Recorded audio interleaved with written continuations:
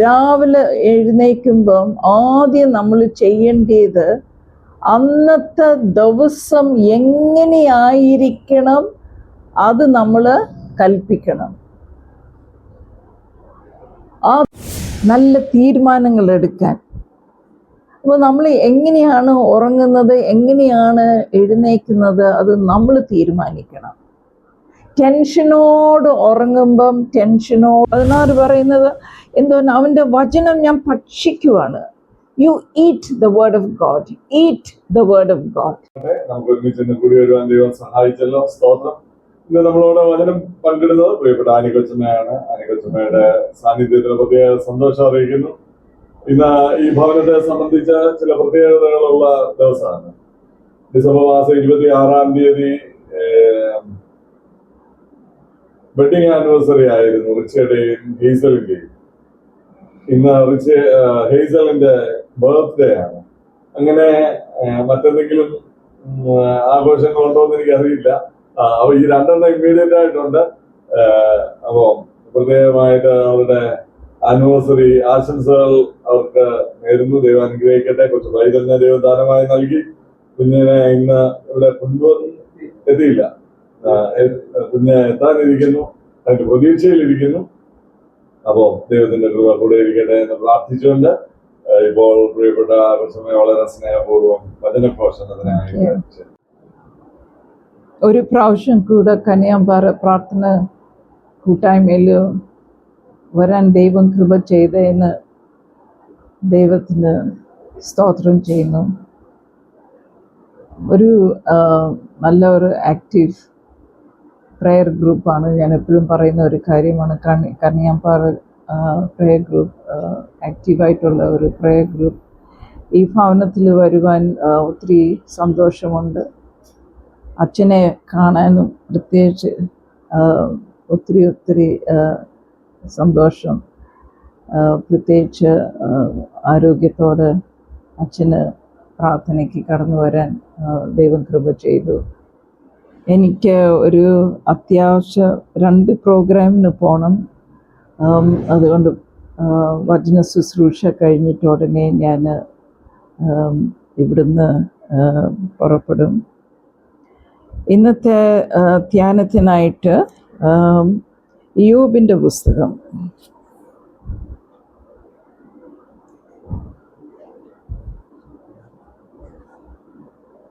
ഇയ്യോബിൻ്റെ പുസ്തകം 38-ന്റെ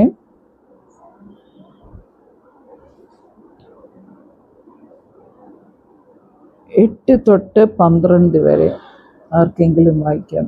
8 തൊട്ട് 12 വരെ. 38. Job chapter 38 verses 8 to 12. സമുദ്രം ചാടി പുറപ്പെട്ടപ്പോൾ അതിനെ കതകുകളാൽ അടച്ചു. അത് ഞാൻ മേഘത്തെ അതിനെ അതിനെ ചുറ്റാടയും നടന്നു. ഞാൻ അതിനെ അതിൽ നിയമിച്ചു, കതകും ഓടാമ്പലും വെച്ചു. ഇത്രത്തോളം നിനക്ക് വരാം, ഇത് കണക്കേറ്റ്. ഇവിടെ നിന്ന് തിരമാലകളുടെ ഗർഭം നിലയ്ക്കും കൽപ്പിച്ചു. ഭൂമിയുടെ അറ്റങ്ങളെ കുടിക്കേണ്ടതും ക്രിസ്ത്യന്മാരെ അതിൽ നിന്ന് കുറഞ്ഞു കളയേണ്ടതും നിന്റെ ജീവകാലത്ത് ഒരിക്കലെങ്കിലും നീ പ്രഭാതത്തിന് കൽപ്പന കൊടുക്കുകയും അനുമോദനത്തിന് സ്ഥലം ആദേശിക്കുകയും ചെയ്യുന്നു. അത് മുൻപേറ്റി കീഴിലെ അരക്ക് പോലെ മാറും, വസ്ത്രം പോലെ ആസകലം വിളങ്ങി നിൽക്കുന്നു. പ്രാർത്ഥിക്കാം. ഹല്ലേലൂയ കർത്താവേ, ഹല്ലേലൂയ ഹല്ലേലൂയ ഹല്ലേലൂയ. സ്തുതിക്കുന്നു, സ്തോത്രം ചെയ്യുന്നു. വാഴ്ത്തപ്പെട്ട സ്വർഗീയ പിതാവേ, അപ്പാ പിതാവേ എന്ന് വിളിച്ച് നിന്റെ സന്നിധിയിൽ ഞങ്ങൾ കടന്നു വരുന്നു. കർത്താവെ, ഈ ഭവനത്തിലും ഈ കൂട്ടായ്മയിലും കടന്നു വരുവാൻ നീ കൃപ ചെയ്തല്ലോ കർത്താവെ. സ്വർഗീയനാഥ, ഈ ഭവനം ഞങ്ങൾക്ക് വേണ്ടി തുറന്നു തന്നിരിക്കുന്നതിന് നന്ദിയോട് സ്തോത്രം. കർത്താവെ, റോയെയും കുടുംബത്തെ നിന്റെ സന്നിധിയിൽ സമർപ്പിക്കുന്നു. ദാനമായിട്ട് കൊടുത്തിരിക്കുന്ന മക്കളെയും അവരുടെ കുടുംബങ്ങളെയും നിന്റെ സന്നിധിയിൽ സമർപ്പിക്കുന്നു. പ്രത്യേകിച്ച് കർത്താവെ, വെഡിങ് ആനിവേഴ്സറിയും ബർത്ത്ഡേയും ആഘോഷിക്കുന്ന മക്കളെ നിന്റെ സന്നിധിയിൽ സമർപ്പിക്കുന്നു. ദാനമായിട്ട് തന്നിരിക്കുന്ന കുഞ്ഞു പൈതലിന് വേണ്ടി സ്തോത്രം ചെയ്യുന്നു. കർത്താവെ, മഹത്വത്തിൻ്റെ രാജാവെ, ദൂരെയായിരിക്കുന്ന മോളെയും കുടുംബത്തെയും നിൻ്റെ സന്നിധിയിൽ സമർപ്പിക്കുന്നു. കർത്താവെ, സഹോദര കുടുംബത്തെ നിൻ്റെ സന്നിധിയിൽ സമർപ്പിക്കുന്നു.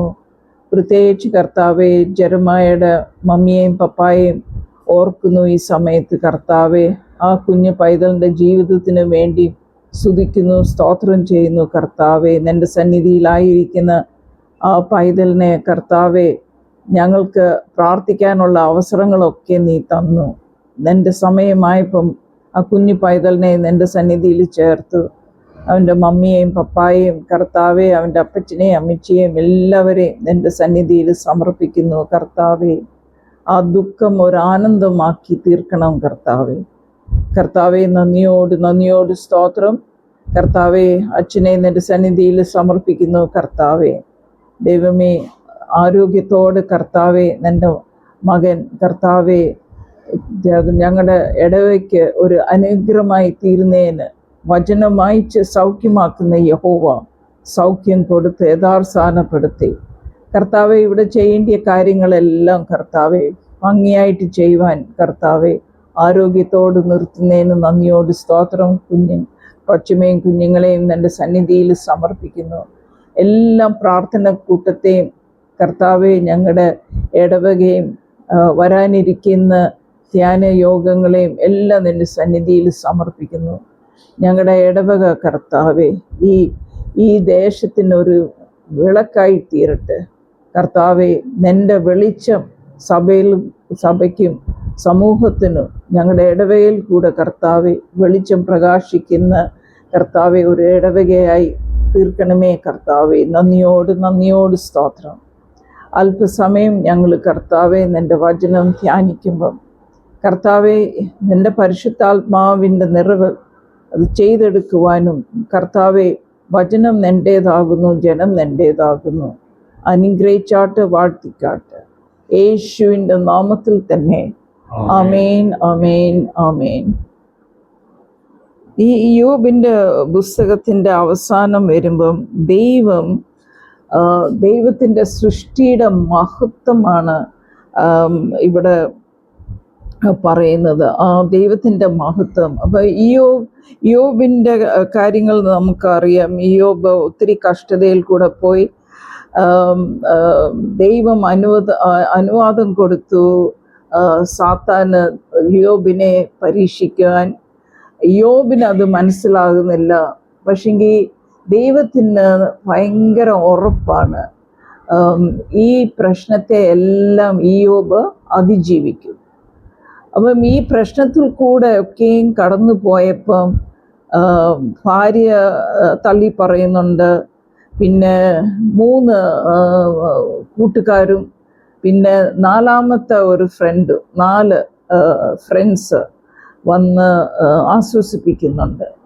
അവരൊക്കെയും അവരുടെ അറിവ് അനുസരിച്ച് എന്തുകൊണ്ട് യോബ് ഈ കഷ്ടതയിൽ കൂടെ കടന്നു പോകുന്നെന്നുള്ള വ്യാഖ്യാനവും എക്സ്പ്ലനേഷനും അവരുടെ അറിവനുസരിച്ച് യോബിനോട് പറയുന്നു. അതൊക്കെ നമുക്കറിയാം, അവരുടെ വേർഷൻ. ഇപ്പോൾ ഒരാൾ കഷ്ടതയിൽ കൂടെ പോകുമ്പം നമുക്ക് മനസ്സിലാവത്തില്ല, പക്ഷെങ്കിൽ എന്തെങ്കിലും നമ്മൾ പറയണമെന്നും പറഞ്ഞ് ഓരോരുത്തരോട് നമ്മുടെ അഭിപ്രായവും ഒക്കെ നമ്മൾ പറയുന്നത് പോലെ യോബിൻ്റെ അടുത്തും ഈ 4 പേര് വന്ന്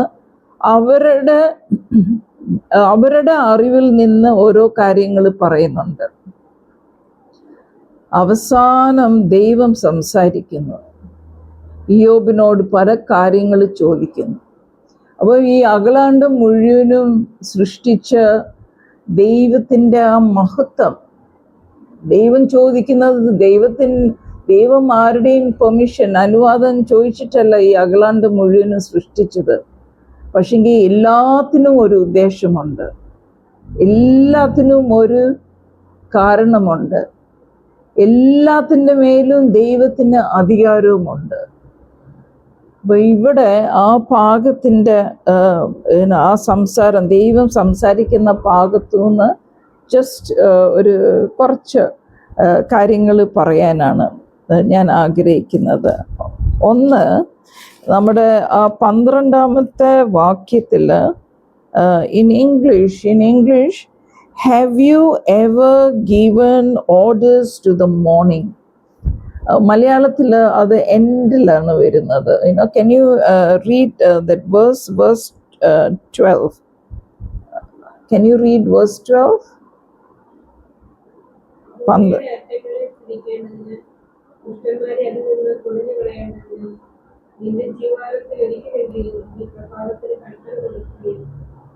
Yeah. Okay. ഇയ്യോബ് പറയുന്നത്, have you ever commanded the dawn? Have you ever commanded the morning? അപ്പോൾ അവിടെ പറയുന്നത് നമ്മൾ എഴുന്നേക്കുമ്പം രാവിലെ എഴുന്നേക്കുമ്പം ആദ്യം നമ്മൾ ചെയ്യേണ്ടത് അന്നത്തെ ദിവസം എങ്ങനെയായിരിക്കണം അത് നമ്മൾ കൽപ്പിക്കണം. ആ ദിവസം നമ്മൾ അവകാശപ്പെടണം. നമ്മൾ എഴുന്നേറ്റ് നേരെ അടുക്കളയിൽ പോകാനല്ല, നമ്മൾ എഴുന്നേറ്റ് ന്യൂസ് പേപ്പർ വായിക്കാനല്ല, നമ്മൾ എഴുന്നേറ്റ് ആദ്യം ഫോൺ ചെയ്യാനല്ല. നമ്മുടെ ദിവസം എങ്ങനെയായിരിക്കണോ ആ ദിവസം എങ്ങനെയായിരിക്കണമെന്ന് നമ്മൾ തീരുമാനിക്കണം. ദൈവം നമുക്ക് വചനം തന്നിട്ടുണ്ട്, അവൻ്റെ അധികാരം നമുക്ക് തന്നിട്ടുണ്ട് ക്രിസ്തുയേശുവിൽ.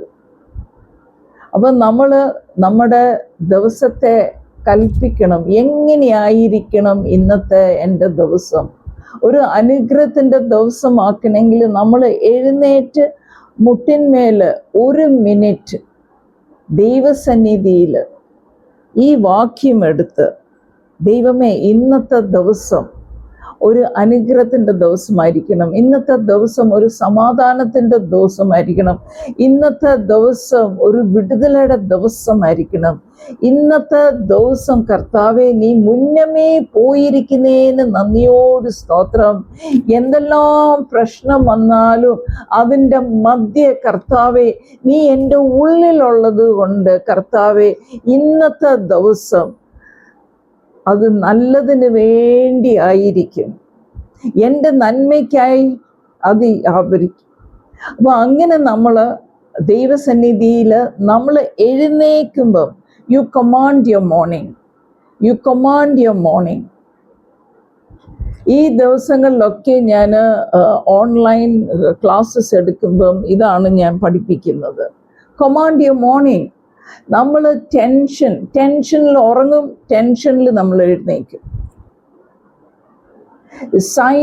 ബ്രെയിൻ സയൻറ്റിസ്റ്റ് പ്രൂവ് ചെയ്ത ഒരു കാര്യമാണ്, ഒരു വാക്യം എടുത്ത് 5 മിനിറ്റ്, ഞാൻ വേറെ ഒരു സ്റ്റഡി 7 മിനിറ്റ് എന്നാണ് പറയുന്നത്, അപ്പോൾ 5 between 5 and 7 is the best.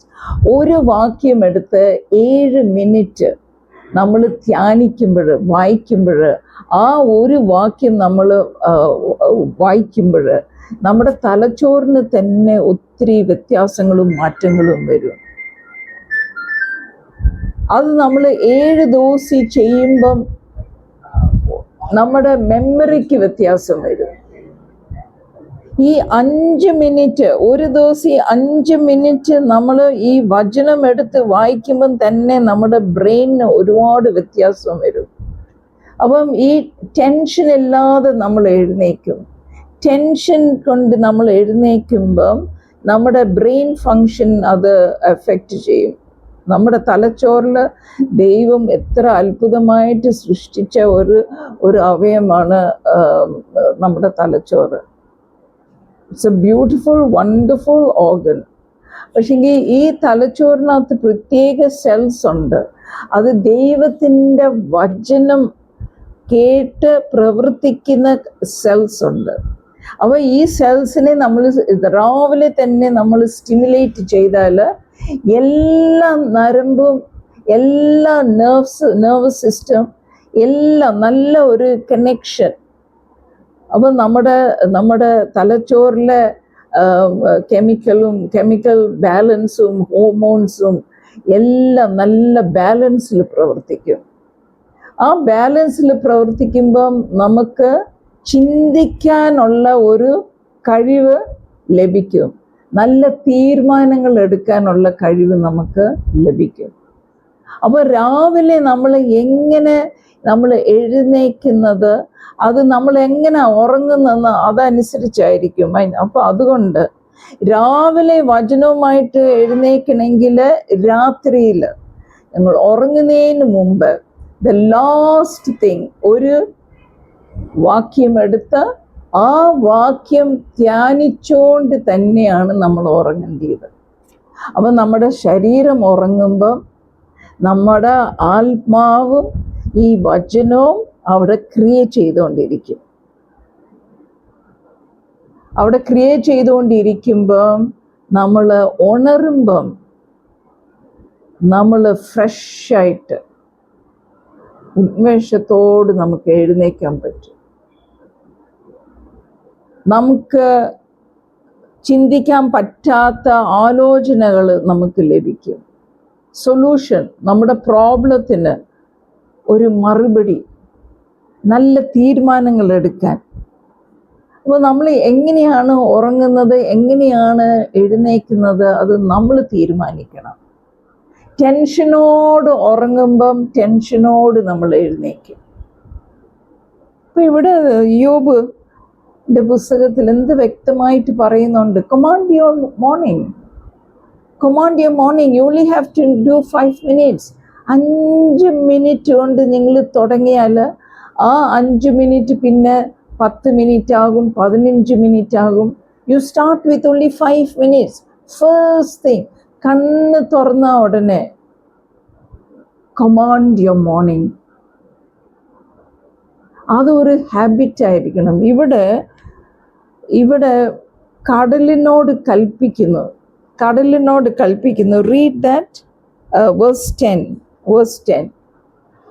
കടലിനോട്, ഈ കടലിനെ ദ സീ, കടലിനെ ദൈവം സൃഷ്ടിച്ച കടലിന് ഒരു ലിമിറ്റ് വെച്ചിട്ടുണ്ട്.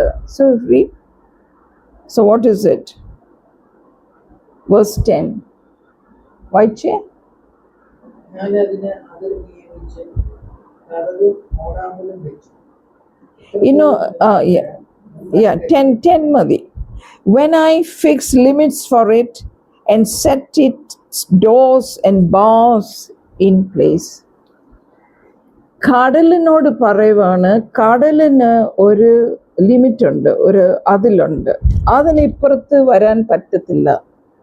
നമ്മൾ ഈ സീസൈഡ്, ആലപ്പി അല്ലെങ്കിൽ ട്രിവാൻഡ്രത്തോ കൊച്ചിയിലോ എവിടെയെങ്കിലും ബീച്ചിൽ നമ്മൾ പോകുമ്പോൾ ജസ്റ്റ് ഇമാജിൻ, ഈ കടലിന് ഒരു ലിമിറ്റ് ഇല്ലേ? ഉണ്ടോ ഇല്ലയോ? അതിന് ലിമിറ്റ് ഇല്ലായിരുന്നെങ്കിൽ എന്ത് സംഭവിച്ചേന്? അതിന് ഇഷ്ടമുള്ളപ്പോൾ ഇങ്ങ് കയറി വരാം ഇല്ലേ? പക്ഷെങ്കിൽ നമ്മൾ മനസ്സിലാക്കേണ്ട ഒരു കാര്യം, ഈ കടല് ദൈവം സൃഷ്ടിച്ചപ്പം എല്ലാത്തിനും ഒരു ലിമിറ്റ് വെച്ചിട്ടുണ്ട്. പക്ഷെങ്കിൽ മനുഷ്യൻ എന്തോ ചെയ്തു? ഇപ്പം വാട്ട് ഡസ് ഹി ഡു? സ്ഥലമില്ലെന്ന് പറഞ്ഞുകൊണ്ട് ഉൾക്കടലിൽ പോയി കെട്ടിടങ്ങൾ പണിയുവാണ്. അപ്പൊ ഈ കടലിന് പറയാം, ഇത് എനിക്ക് തന്ന ലിമിറ്റാണ്. പക്ഷെങ്കിൽ എന്താണ്? മനുഷ്യൻ ചൂഷണം ചെയ്ത് എൻ്റെ ബൗണ്ടറി എടുത്ത് കെട്ടിടങ്ങൾ പണിയുന്നു. എന്നിട്ട് ഒരു സുനാമി അടിക്കുമ്പം എവിടോട്ട് ആദ്യം വരുന്നത്? കടലിൻ്റെ അടുത്ത് കൊണ്ട് പണിത കെട്ടിടങ്ങളല്ലേ കടലിലോട്ട് പോകുന്നത്. So we always have to remember. ഞാൻ ഓർക്കുന്നുണ്ട്, ഒരു സ്ഥലത്ത് ഞാൻ പോയപ്പം, ഐ തിങ്ക് ഇറ്റ്സ് കാർത്തികപ്പള്ളി, അവിടെ പോയപ്പോൾ നല്ല മണല്. അപ്പോൾ അവർ പറഞ്ഞത് പണ്ട് ഇവിടെ കടലായിരുന്നെന്ന്. I went to a house, അതിൻ്റെ മുറ്റത്തെല്ലാം ബീച്ചിലെ മണ്ണായിരുന്നു. And I use to remember this, പണ്ട് അത് കടലായിരുന്നെന്ന്. അപ്പൊ അങ്ങനെ നമ്മൾ മനസ്സിലാക്കേണ്ടത്, ദൈവം അഖിലാണ്ടം സൃഷ്ടിച്ചപ്പം എല്ലാത്തിനും ഒരു അതിലും മതിലും ദൈവം കൽപ്പിച്ചിട്ടുണ്ട്. നമ്മുടെ ശരീരത്തില് ദൈവത്തിൻ്റെ മന്ദിരം. ഏതേലും ഒരു രോഗം ബാധിച്ചിട്ടുണ്ടെങ്കിൽ, ഞാനിപ്പം ജെറമയയുടെ കാര്യം ഓർത്തപ്പം, ഞങ്ങളുടെ മലേഷ്യയിൽ ഞാൻ താമസിക്കുന്ന എൻ്റെ പേരമ്മയുടെ കൊച്ചുമോടെ മോള് 2 വയസ്സേ ഉള്ളൂ. അവള് ഇപ്പം ക്യാൻസർ ഡയഗ്നോസ് ചെയ്തിട്ടുണ്ട്. 2 വർഷത്തെ ട്രീറ്റ്മെൻറ്റ് ആവശ്യമുണ്ടെന്ന് പറഞ്ഞു. ആ ട്രീറ്റ്മെൻറ്റ് അവർ തുടങ്ങി. അത് ഭയങ്കര ഇൻറ്റൻസീവ് ട്രീറ്റ്മെൻറ്റാണ്. അപ്പോൾ 2 വയസ്സ്. അപ്പോൾ അവിടെ ഒരുപാട് ട്രീറ്റ്മെൻറ്റ്. പക്ഷേ ഈ കീമോ ഒന്നും ഇപ്പം ചെയ്യാനൊക്കത്തില്ല. ഒരുപാട് പ്രൊസീജിയർ കഴിഞ്ഞിട്ടാണ്. അപ്പോൾ ഓരോ പ്രാവശ്യം ആ കുഞ്ഞിനെ തൊടുമ്പോൾ ഒത്തിരി ക്രിട്ടിക്കൽ സ്റ്റേജാണ്. അപ്പം കഴിഞ്ഞ 48 മണിക്കൂർ ഒത്തിരി ക്രിട്ടിക്കലായിരുന്നു ആ കുഞ്ഞ്. നയോമി എന്നാ കുഞ്ഞിൻ്റെ പേര്. ആ കൊച്ചു കുഞ്ഞിൻ്റെ ആ ശരീരത്തെ, ദൈവം നിർമ്മിച്ച ശരീരത്തിൽ നമുക്ക് ഈ വചനം എടുത്ത് കൽപ്പിക്കാം. എല്ലാത്തിനും ഒരു ബോർഡർ ഉണ്ട്, എല്ലാത്തിനും ഒരു കമാൻഡ് ഉണ്ട്. And we can command the sickness and disease. ഈ ശരീരത്തിൽ നിന്ന് ഇപ്പോൾ സെയിം തിങ് ഈ സോഷമ്മ ചാണ്ടി എന്ന് പറയുമ്പോൾ നമ്മുടെ രമ്നിക്കുട്ടി കീമോയ്ക്ക് പോകുന്നതിന് മുമ്പ് ഞാൻ പ്രാർത്ഥിക്കുന്നത് ഇതാണ്: എല്ലാത്തിനും ഒരു ലിമിറ്റ് ഉണ്ട്, എല്ലാത്തിനും ഒരു ബൗണ്ടറി ഉണ്ട്. ആ ക്യാൻസർ ആ ബൗണ്ടറി കഴിഞ്ഞ് എങ്ങും പോകാൻ പറ്റത്തില്ല. You contain yourself, you dry up and you go. അപ്പൊ ദൈവം നമുക്ക് അധികാരം തന്നിട്ടുണ്ട് ക്രിസ്തു യേശുവിൽ. നമ്മുടെ നാവിലാണ് ജീവനും മരണവും. നാവിലാണ് ജീവനും മരണവും. What is it that you want? You speak life, you command life. അല്ലാതെ നമ്മുടെ റിലേറ്റീവ്സിനെ അങ്ങ് വിട്ടുകൊടുക്കാനല്ല. ക്യാൻസറിന് എവിടെ വേണേലും കയറി പ്രവർത്തിക്കാനല്ല. എല്ലാത്തിനും ലിമിറ്റ് ഉണ്ട്. Everything has A limit. ഈ വചനമാണ് എടുത്ത് അതിനോട് സംസാരിക്കുന്നത്. സോ യു ഹാവ്, അതുകൊണ്ടാണ് ഈ ദൈവത്തിൻ്റെ വചനം വായിക്കണം, പഠിക്കണം, ധ്യാനിക്കണം. ഈ ദൈവത്തിൻ്റെ വചനത്തിൻ്റെ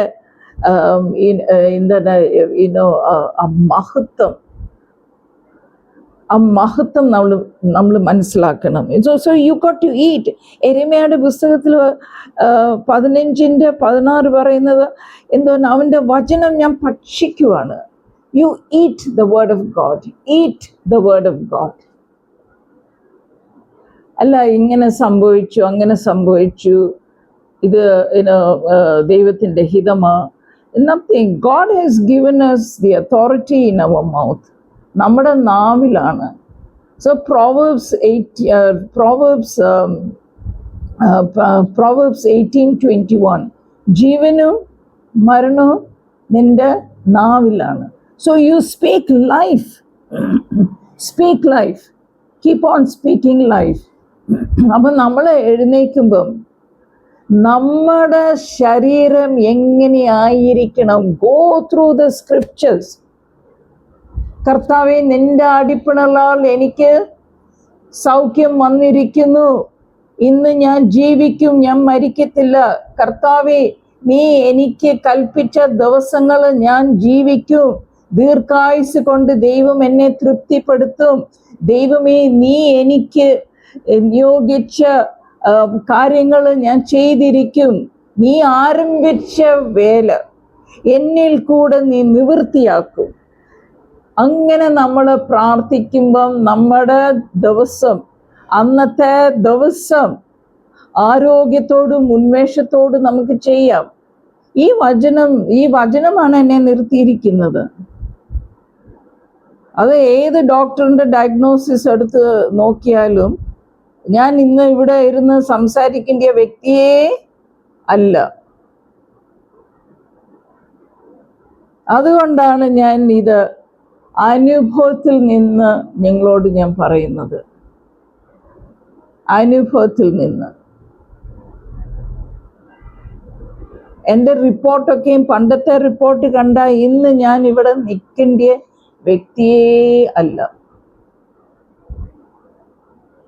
ഇന്നും ഞാൻ ഇവിടെ നിൽക്കുന്നത് ഈ വചനമാണ് എന്നെ നിർത്തിയിരിക്കുന്നത്. ഈ വചനമാണ് നമ്മളെ നിർത്താൻ പോകുന്നത്. ഇത് ജീവനും ചൈതന്യമുള്ള വചനമാണ്. നമുക്ക് ജീവൻ തരുന്ന വചനമാണ്. ഇത് നമ്മൾ ഭക്ഷിക്കാൻ പഠിക്കണം. You have to eat it.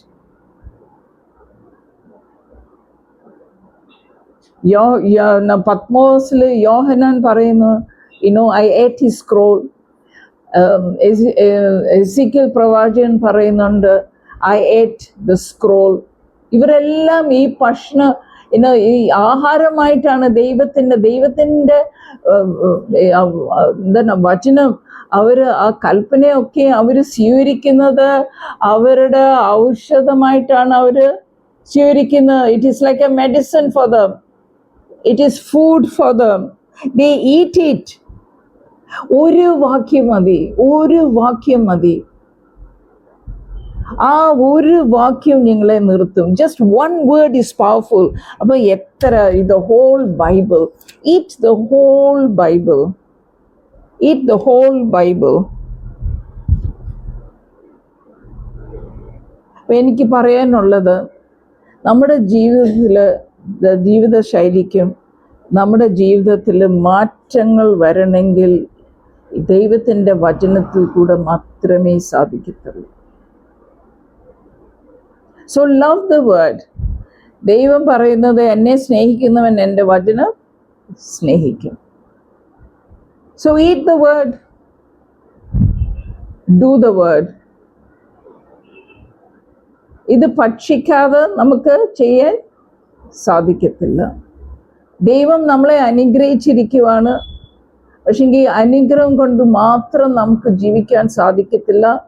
നമ്മുടെ ലോകത്തിലെ പ്രശ്നങ്ങൾ നോക്കുമ്പം നമ്മൾ നാളെ ജീവനോട് നമ്മളുണ്ടോ എന്നറിയത്തില്ല.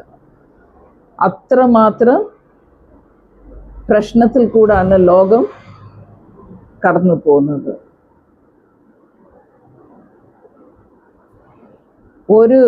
ഒരു നേതൃത്വം കൊടുക്കുന്ന, രാജ്യത്തിൻ്റെ നേതൃത്വം കൊടുക്കുന്ന ഒരു നേതാവ് ചിന്തിച്ചാൽ മതി, അയൽ രാജ്യങ്ങൾ മുഴുവനും ഇല്ലാതാകും.